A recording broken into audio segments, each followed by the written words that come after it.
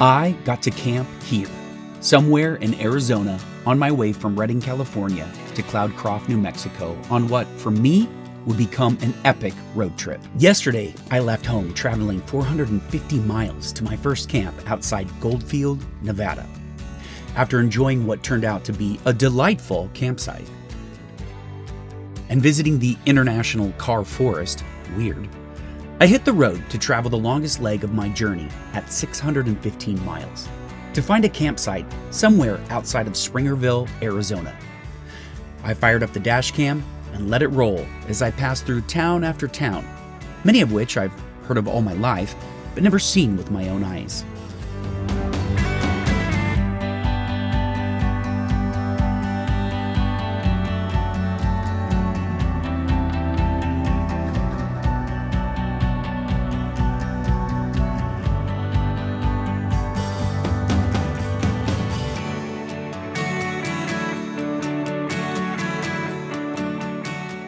In the northern reaches of the upper Sacramento Valley in California, we don't see rain from June to November. To pass through rain like this in late June was crazy for me.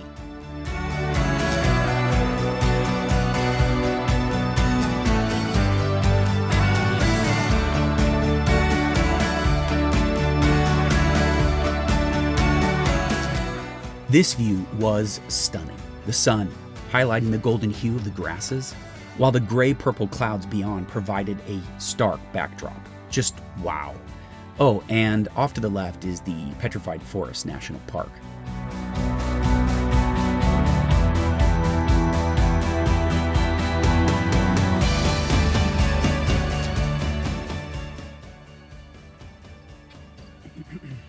All right, guys, we just rolled into camp moments ago. I've only taken a few things out of the vehicle, just enough to kind of get myself sorted and my bearings straight. I don't really know where we're at exactly. I know that we're on a little hill overlooking Springerville, Arizona. Saw this place on the map. It's a little strip of national forest land, so I can disperse camp here. And thankfully, if you've stuck around this long, you've seen the videos that I went through some significant rain, and this place is no exception. The ground has been rained on, and if it hadn't, I can tell that this ground would be like this powdery, nasty, dusty, gross. So I'm actually really thankful. But it is 8:49, and I got to get stuff going. So we're gonna get dinner started, and then I'm probably gonna have a little fire tonight with the fire pit, and we'll just relax a little bit by the fire and then call it a night and go to bed. And then in the morning, we'll get some footage of the area, see if we can throw the drone up and get a view of where we're at and what this area looks like. So let's get dinner started.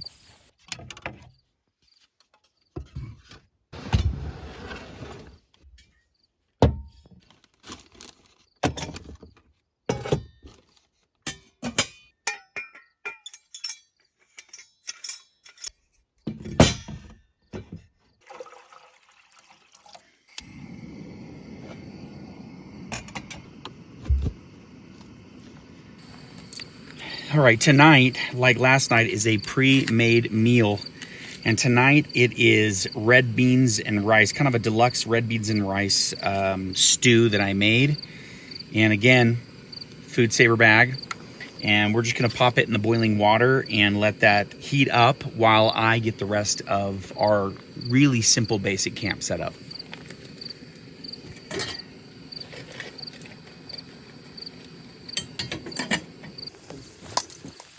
This is the Camp Chef fire pit I got for $100. I got this because I live in California, where just about every summer they will institute fire restrictions. And so these little fire pits, they will allow up until they absolutely don't even allow stoves. So this is great during burn bans, especially the time of year when burn bans are in place. It's warm. End of August, September. You don't need a campfire except really, it's just ambiance. I'm not after heat. I'm just after the warm glow of a fire.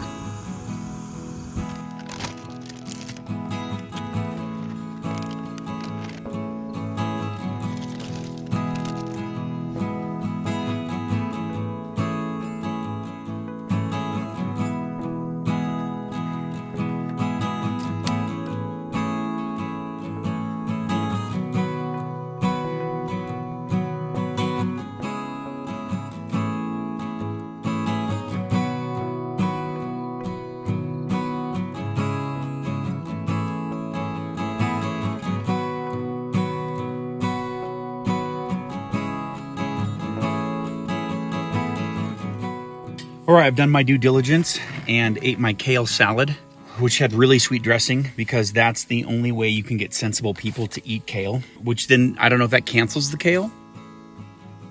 I ate kale. And now for the main course. This looks really good. You know what's also great about this? I know this is good because we already ate it. I made a big old batch of this at home and we ate it and it was good. And so then I froze it. And so while there is fun to cooking when you're out in the field and, you know, enjoying that and be like, oh, wow, that turned out good. I've made some stuff that didn't turn out awesome. I'll be honest.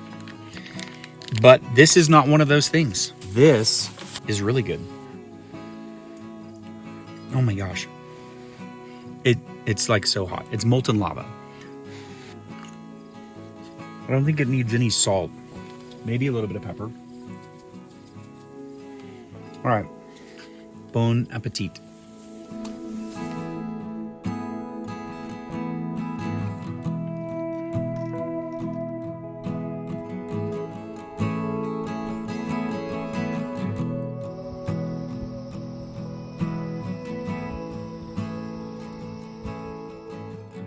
All right, guys, it's been a really long day, 10 plus hours on the road. I've got a full belly, bed is made up, camp is all buttoned up for the night. I'm gonna crawl into the rig, get my pajamas on, and go to bed. I will see you guys in the morning for coffee and hopefully a good look at what our campsite actually looks like in the daylight.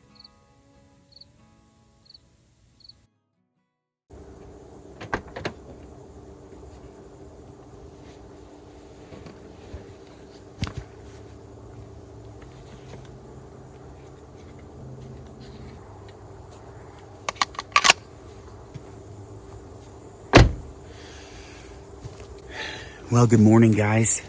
It was a really pleasant night. Temperature was perfect, but I'm ready for a cup of coffee and to get the morning started. So also, let's try to give you guys a view of what this place is like.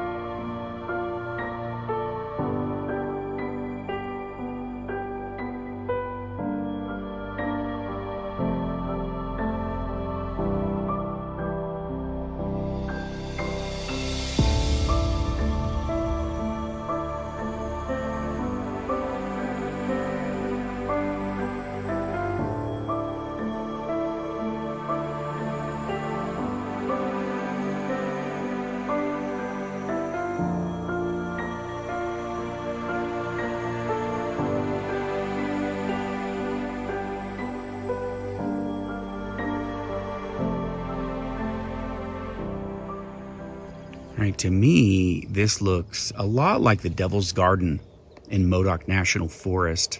I think these are juniper.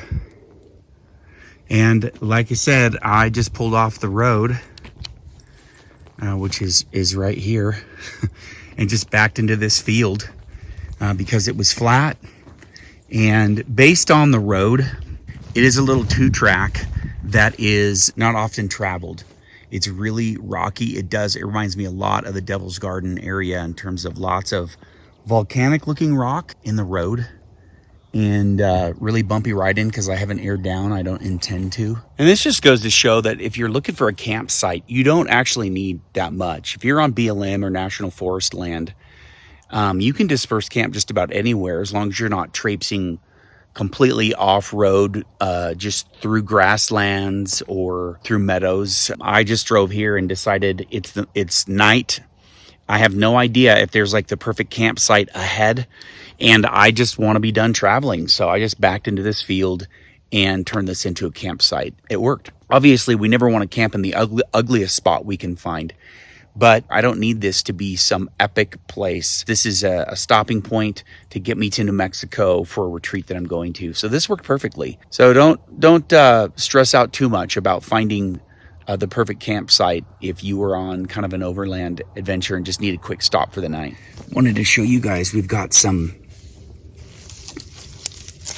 really old cans here, and this isn't the only one. There's been a few other pieces that I've found. Here's some more, and then over here is even more. We've got a metal piece here, here's an old can in here. So I don't know if this is just happened to be just some trash as people are making their way through a long time ago, or if something more was going on in the area.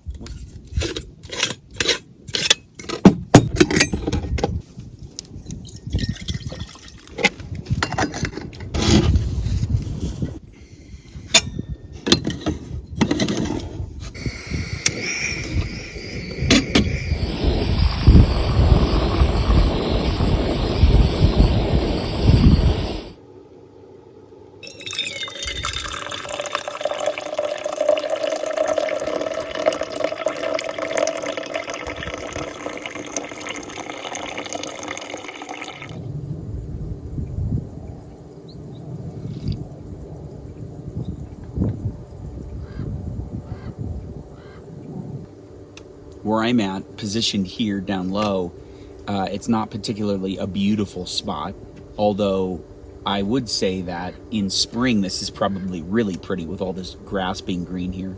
But with the drone footage, I can see that where I'm situated in the general area, that was a really beautiful place. These mesas and there's the topography is so different from where I live. It's just really beautiful and fascinating. And even sitting right here, I've identified at least 3 different kinds of flowers in this. You know, it just looks like, from a distance, it just looks like this dry grass. But there are at least 3 and maybe a 4th really beautiful little flowers, just kind of tucked here and there. I just like being able to sit long enough in a place to really kind of take in what's around me, really absorb where you're at, listen, even smell. In the sun, it's getting warmer. It's not hot, but it's getting warmer.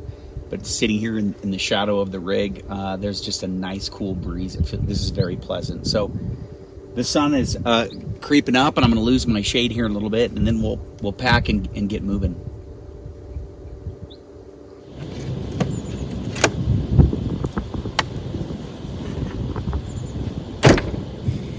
All right, guys, we're all packed up and ready to head out. I really appreciate you guys coming along on this adventure with me. A little different than my normal expeditions and outings, an overland road trip, but it's great to have you along.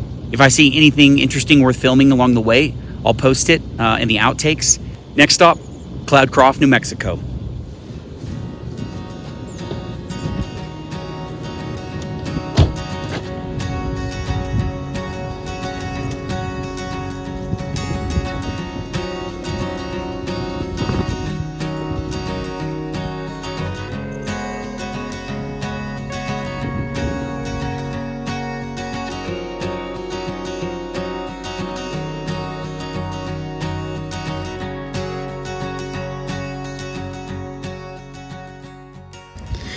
All right, guys, check out this really cool coffee shop here in Eager, Arizona. It's called Wildfire Espresso and Smoothie Bar.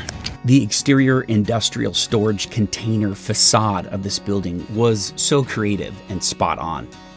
Oh, and the iced Americano I ordered was excellent too.